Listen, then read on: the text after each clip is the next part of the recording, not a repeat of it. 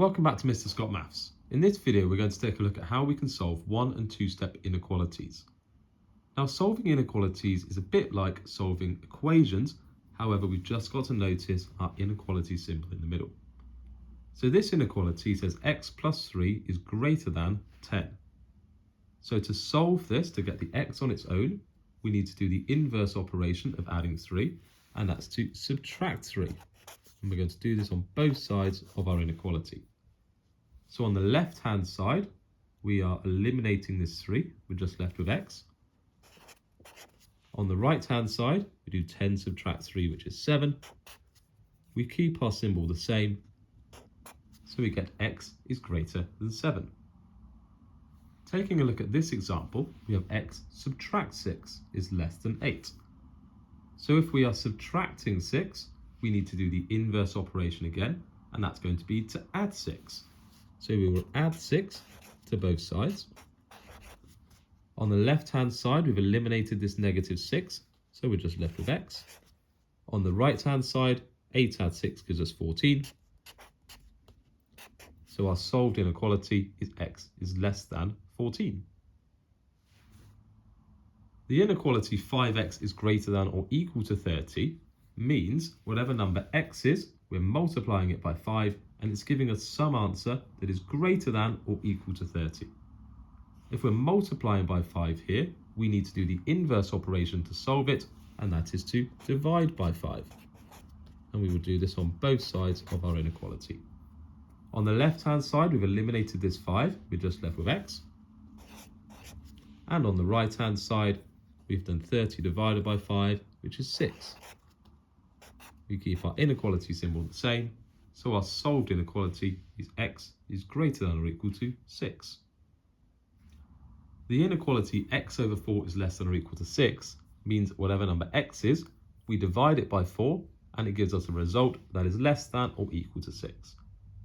Since we are dividing in this inequality, we need to use the inverse operation to divide, which is to multiply. We're going to multiply both sides by 4.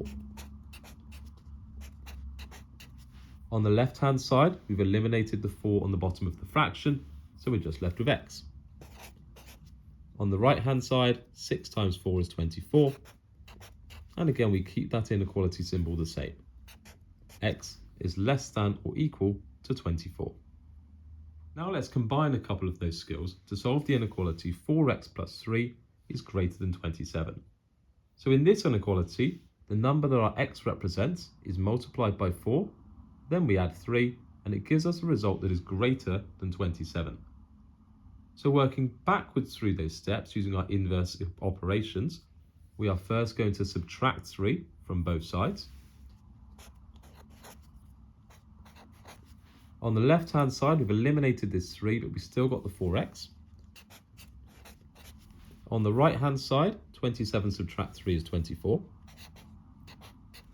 And we keep our inequality symbol the same. Keep it as a greater than. Now we are dividing by this 4 as it's the inverse operation to multiplying. So divide by 4 on both sides. On the left, it leaves us with just x. On the right, 24 divided by 4 is 6. We keep the inequality symbol the same. So our solved inequality is x is greater than 6. One last example, we have x over 7 subtract 3 is less than or equal to 2. So what this means is that whatever number x is, we're dividing it by 7, then subtracting 3, and it's giving us a result that is less than 2. So working backwards through our inverse operations, we are first going to add 3 to both sides.